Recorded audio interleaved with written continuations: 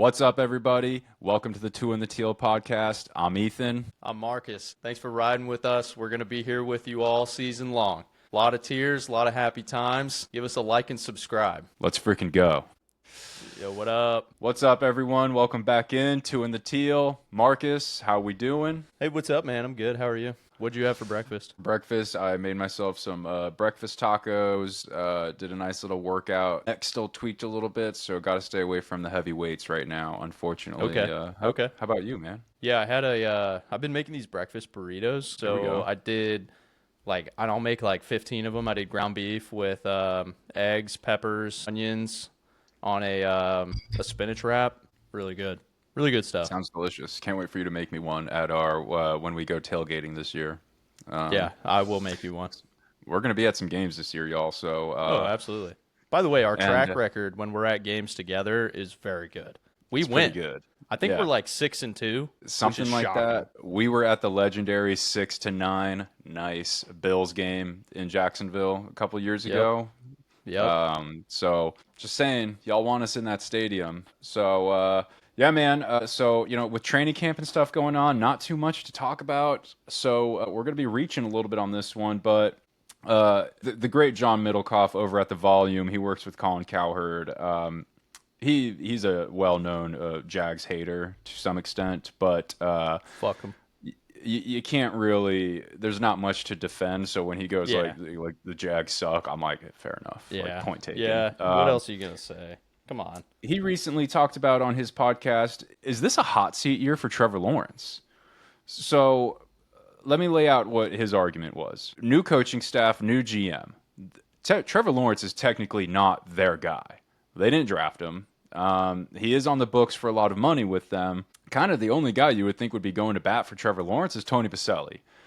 We've talked about Tony Baselli before, love him in the front office, but if Trevor Lawrence has a down year or gets hurt, I mean, is it hard to imagine a scenario where Trevor Lawrence is moved from this team? No, I think it probably definitely is a hot seat moment for T-Law. I mean, we'll see how he plays this upcoming season, but I can't imagine a scenario where he throws a bunch of picks, mediocre amount of tutties, and we keep him. Because, I mean, he's super expensive, right? Mm-hmm. So we can get a lot of value for him. And being the new staff, they're looking at him, and they're maybe going to look at him as potential to get rid of and bring in some new guys. The hardest part for me is, what do? Do we draft a rookie QB that like we have before in the past, and we fail every time with that strategy? Or do we fork over some cash on top of getting rid of Trevor and bring somebody else in? But it's got to be someone who's able to fill the role and not just someone who's mediocre. Like, we're not going to pick up a guy like Russell Wilson, right? Although there's credit there for Russell, but we need someone kind of new to the game in the NFL, but has credibility, right? Herbert kind of vibe. I completely agree. It is not hard to imagine them moving off of Trevor Lawrence. Consider also we gave up our first-round pick next year for Travis Hunter, so theoretically this is kind of an all-in year. I understand it's a lot of new, but they're going, we think we're going to be good right now. Yeah. And if Trevor Lawrence is standing in the way of us being good right now, they'll move off. They who will have to. Liam Cohen, he was at the Rams, so who was his guy at the Rams? Seasoned veteran Matthew Stafford. He goes Right. over to the Buccaneers. Who's his guy at the Buccaneers? Seasoned veteran Baker Mayfield. I love And Baker Mayfield. I love Baker Mayfield. I mean, he's a great American story. So is And Matthew Stafford. Another thing, just to compare one part of Baker Mayfield's game to Trevor Lawrence's game, Baker Mayfield is fired up. He is jacked up during games. I mean, I've seen him getting lots of scraps.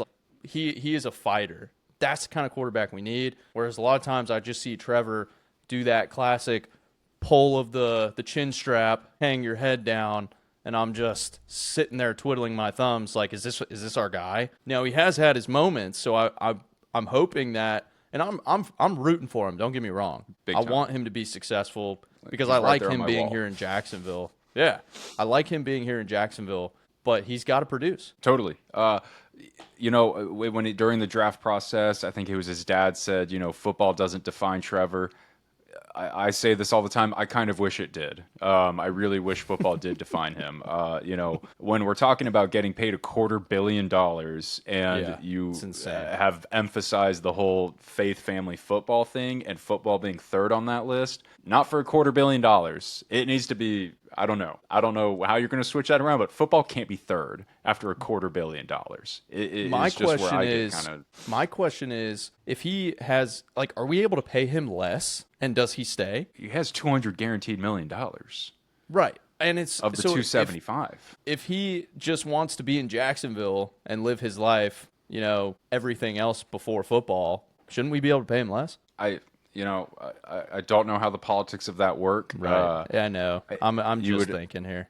You would have loved for him to take a more team-friendly deal, but I mean, Yeah, if I was in that tough. position, I'd be getting every dollar I could as well. Me too. Me too. The easiest thing in the world is to tell guys to take team-friendly deals, and oh, what's the difference between 200 million and 180 million? The difference is $20 million. Yeah, that's that's the a lot of difference. cash. Like, That's a lot of that's cash. 4 more generations of generational wealth is the difference right there. So, And that's a nice little bonus to give to somebody that wants to come on board. Split it in Absolutely. half, and you can offer 2 guys, hey, we'll give you a bonus of $10 million each if you come on board. for sure. And, so I don't get hung up on the money for Trevor Lawrence. People say, Yeah. should you have paid him? Should you not have paid him? Again, in a perfect world, yeah, Trevor Lawrence would have been taking a team-friendly deal because he did the one playoff win in which he threw 4 Super Bowls. It's kind of like, do you get credit for lighting the house on fire and then putting it out? Kind of like, Yeah. do we still give you Right. credit for putting out the fire? But Yeah. totally a hot seat year for him, man. I would say so. So let's say 2 scenarios next season. What if it's a 5 to 7 win season, out of the playoffs, really disappointing, probably lose a lot of close games, but his statistics are just amazing? What if he's over 4,000 yards, 30 plus touchdowns, and like 10 or fewer interceptions? So on the papers, it's like you would think, oh, so Trevor Lawrence is not the problem, but it's not resulting in the wins. That kind of happened to Joe Burrow last year, where nobody watched the Bengals and went, oh, Joe Burrow's the problem, Right. Or if he has a mediocre statistic year, but we get 10 plus wins, 10, 11 wins. It's what cannot happen is not a lot of wins and bad stats. That cannot happen. If that Exactly. happens, Yeah. I think he's getting traded. And they're There's going, no let's other sell option. as high as we can. There's no other There's option. no other You can't option. move forward with that.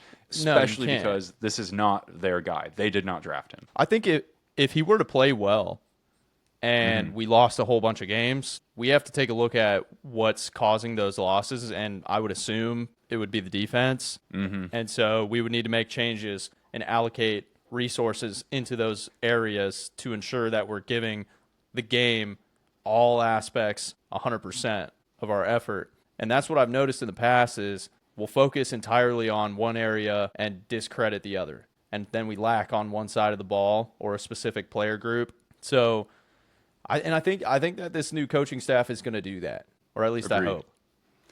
One thing that really gives me hope about this is that offseason additions and a guy in the draft is 2 guys in the draft is they attacked interior O-line. Look at the 2 teams that were in the Super Bowl. Eagles interior O-line is I think it was 3 Pro Bowlers across the board. Landon Dickerson, the center, Cam Jurgens, the redhead, and then Mekhi Becton, who ended up at the Chargers. That was 3 Pro Bowlers right there. Yep. And then go to the other side, the Kansas City Chiefs. I know they got blown out, but look at their interior O-line. It was Creed Humphrey at center, probably the best center in the league. Trey Smith, who just got paid $1 bajillion as a guard. And then they had, he's on the Bears now, Joe Thuney, who is just a longtime multiple Super Bowl champion guard. You really see the interior O-line, those are the 3 closest guys to Trevor. And the investment that they made in interior O-line gives me a lot of hope about they understand the problems. They know how to get the most out of Trevor, and it starts with the protection up front. You hammer the trenches always. You do not lose sight of what's important, Marcus, and that's why I love watching football with you. Does that kind of ideally revamped O-line give you some hope? Yeah, well, the games are won and lost in the trenches. They just are. Yep. Who can push who further? That's what it comes down to. It's a game of inches. You know that. Everybody knows that. It's not about who can make the biggest, most badass play. It's can we get those critical 3rd and 1? Can we get that? consistently. I don't know about you, but when I'm watching our boys play and it's 3rd and 2, I am extremely unconfident. Oh, yeah. That was our kryptonite. And to me, with that reassurance that we have a solid interior O-line, D-line, I feel good. I feel good about it, and I'm glad to see that the coaches are taking the initiative to make sure that happens. Because in the past, and I've said it before, they always were looking for these all-stars, those crazy all-stars, and we did get one. But it's reassuring that even though we picked one up, they were smart enough to say we need to make some moves and we need to bring some guys in and let them compete. You know what I mean? Because those spots have been locked down for a while. And it didn't produce. So we need to challenge them. We need to get some new faces in the bank and see what we can produce, see how much yardage we can gain just by having better interior O-line. Totally. Better interior O-line, get the run game going, free up Trevor Lawrence to then actually get back there and deal like we all know he can deal that ball. Yeah, well, we're going to give the ball to Tank Bigsby a lot too. Lots of Tank Bigsby running the ball. As y'all know, Marcus selected Tank Bigsby in our Jaguars draft with his 2nd overall pick after selecting first-team All-Pro long snapper Ross Mastick. Come on. Beast, That's dude. his He's name. That's beast. right. Can we get Ross Mastick at quarterback maybe? He might be the answer.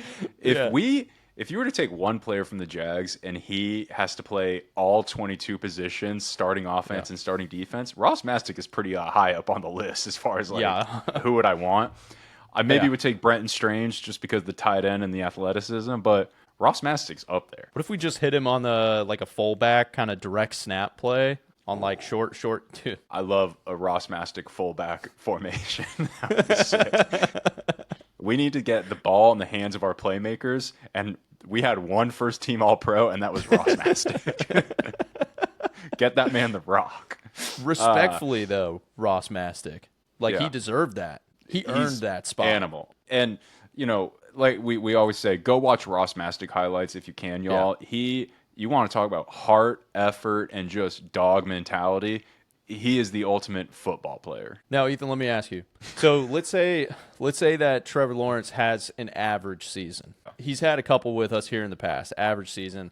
We have an average win-loss ratio coming up into this next year. What do you feel like we should do? Do you think that we just kind of take our chances and let him go, or do we give him another season? So you're saying if Trevor Lawrence puts up middle-of-the-road statistics and we win 8 or 9 games, are we in the playoffs? That's what matters. 8 or 9. I'm gonna go 6 to 9. Oh man, it's tough because you're playing the game of it could also get a whole lot worse than Trevor Lawrence. You always want to see more. First overall pick.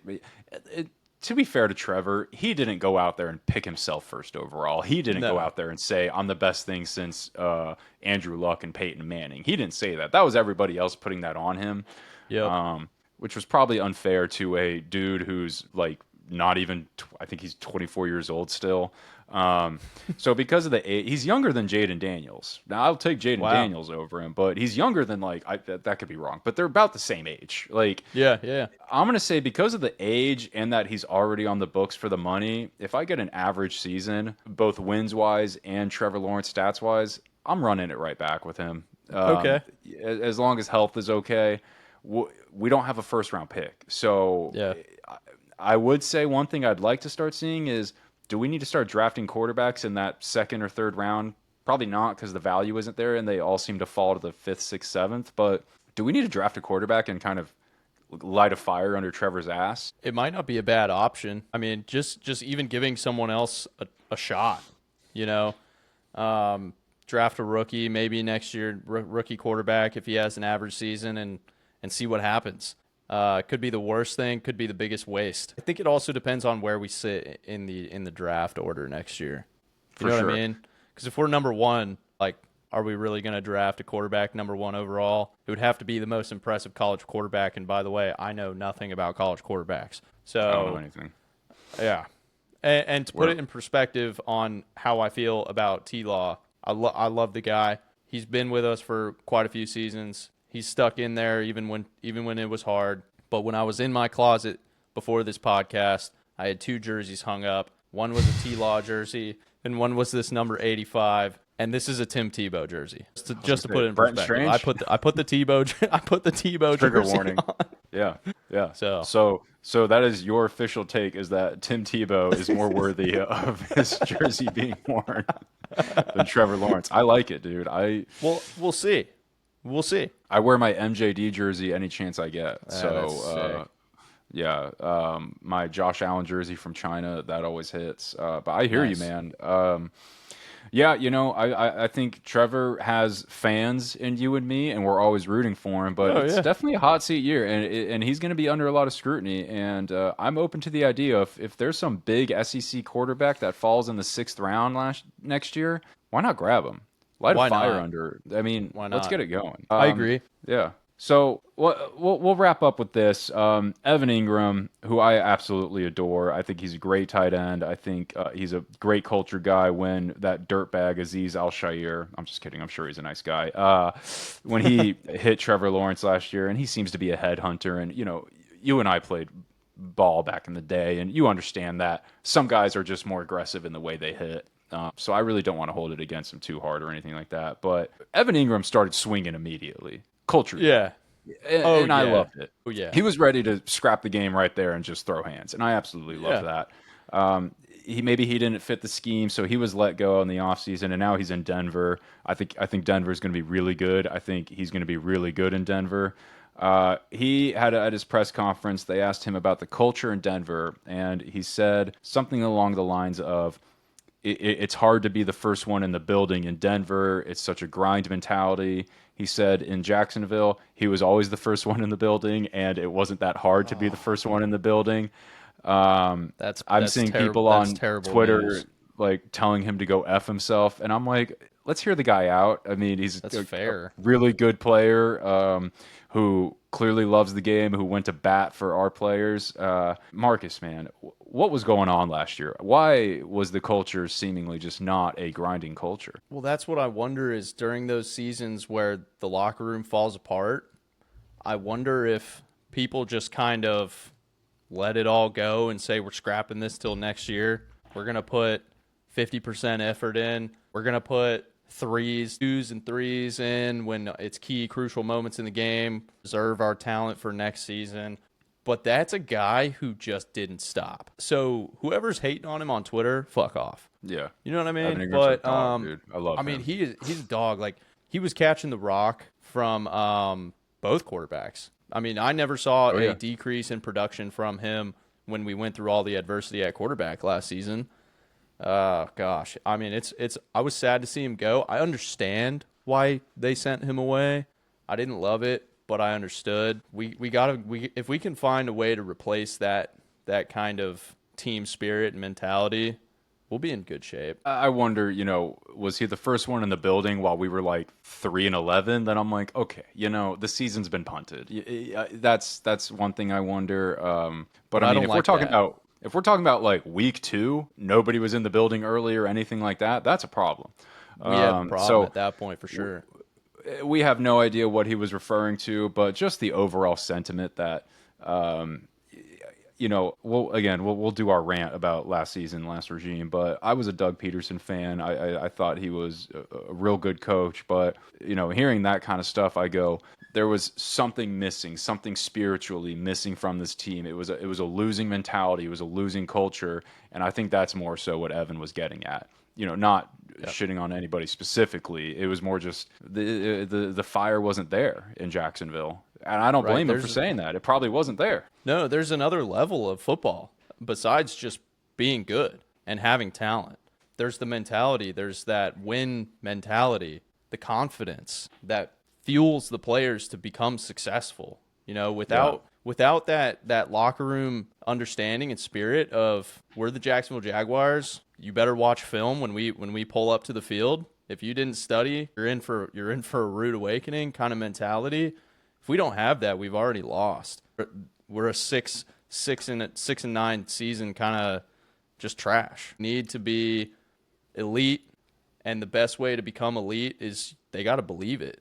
So I understand if something must have happened in the locker room that just threw the whole team environment of winning off. And it goes into James Gladstone, the GM, always talking about intangibly rich. And I hear you. I don't know if anybody is out there drafting like not tangibly rich people, or like I don't know if anybody's out there going like, yeah, let me get the guy who like hates football. Like nobody's doing that. But No. this whole intangibly rich thing, we'll see how that's going when we're 3-4 or when we're 2-5. Let's see who's intangibly rich when we're 2-5, which we might be. It's a very real possibility. It's a very real possibility, and that's maybe what he was getting at. Is that's why he always keeps saying intangibly rich. That's why he trades up for Travis Hunter, because Travis Hunter loves ball. How much is Travis Hunter going to love ball when we're 2-5? Yep. That's the real key here. So who's going to be the glue guy? Who's going to be the rock? Exactly. We need our whole starting offensive and defense to be glue guys. Yeah. And then we need to have one that holds it all together in the center. Just like gravity, we need it. What would shout out Toblin? What would Toblin say? Don't be a energy vampire. Be a energy something. Don't suck the energy out of the room. You got to lift people up, man. Yep. He also totally unrelated, but always use the quote, "Leave it better than you found it." But actually, Absolutely. I think that quote applies for these new guys coming in and the guys that are still here. Leave it better than you found it. Leave something for the guys 100%. coming in behind you. You might get traded to another team, or you might just retire. But we might as well just build that franchise and build an environment that Jacksonville loves. Do it for the fans. Leave it better than you found it for the fans. I couldn't agree more. I mean, these guys get paid ungodly amounts of money to play a game at the end of the day, and it frankly, it is kind of, so it's extra frustrating as a fan base when you see like, oh, they don't really care, whatever. I'm like, you're getting paid so much money to play a fucking game. You're picking up the ball and putting it over there, okay? And you're doing it for $12 million, all right? I don't want to hear it. You better show up to work with a fucking smile on your face, okay? Yeah. You got people making $50,000 a year, doing bricklaying, okay? I'm sure they'd also like to punt this season, but they don't have a season. They have 365, okay? So it really is frustrating when I hear these players talk about like, oh, it's hard to show up to work, whatever. And I'm like, oh my God. Well, also sometimes the fan base, we have traditionally fallen off the rails as a fan base. Specifically when things get tough, we just dog the team. We shit on them like none other. And so I think that with all of these changes that have happened, we need to be a little bit more supportive of them figuring it out for this season and just really ride with them. Because if they lose their first game, which is a very real possibility, Oh, yeah. And if we immediately go after the coaching staff's neck, we're going to just build that negative mentality, which is only going to kick us down even further. So we got to stay up. If we're posting on Twitter, talk about the big things that we did, the good things that you saw. Give it to the end of the season, and if they're still collapsing, then start dogging on them. Absolutely. And, this new coaching staff, Liam Cohen was the offensive coordinator. Our coordinators were not coordinators.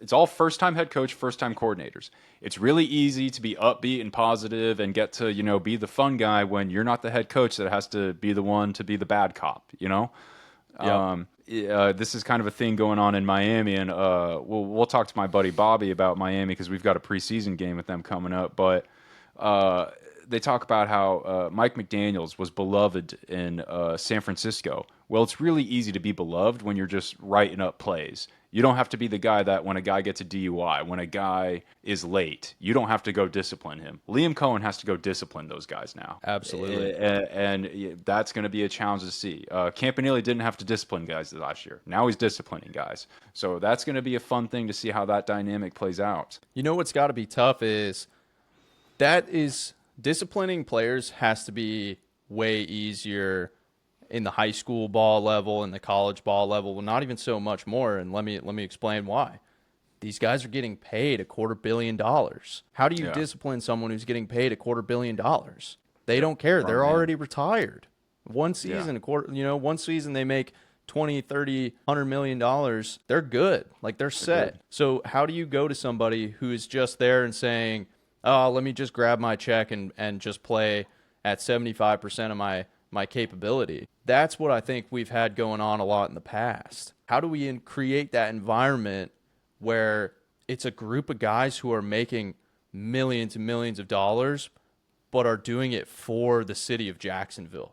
How do we do that? We find the right coach that has that kind of enthusiasm and spirit, and we let him run with it. Absolutely. Yeah. Motivational guy. We need a motivational guy. Rich. Intangibly You're here because rich you love is the football, best way. dude. Absolutely. Like you would do it. Who would do it for free? You know, or who would do it for $80,000 a year? I would. Yeah, I would. Yeah, fuck it. Yeah, and you know, so we're gonna see, man. But dude, we'll call it there. That was great chat. Yeah, that was awesome. Like man. always, we're riding with the Jags till the end. Through thick and thin, man. We're right there with them, and y'all, we're here with you all season long. We're gonna be doing reactions to all the games. We're gonna be previewing opponents. We're gonna be crying with you and celebrating with you. So y'all, thank you for tuning in. Give us a like. It helps us out a ton with the algorithm. If you want to comment something, comment whatever you want. I don't even care. Tell us we're fat losers. Do that. I don't care. Dude, so we are not fat losers. Ethan, you're looking very handsome today. Don't say that about yourself. Positive reassurance. Exactly. Positivity. You're a great guy, dude. Thank you. So are you, dude. And that's Thanks, what man. we're so necessary in this space of the Jaguars because it's a lot of negative. Let's be positive. Let's build each other up. And yeah, man. But y'all, let us know what you think in the comments. We do like to read the comments. And yeah, y'all have a fabulous weekend. Marcus, Have a good weekend, I'll guys. see you soon, my brother. Peace out. All right, brother. Good chat. Peace. Go Jags. Peace.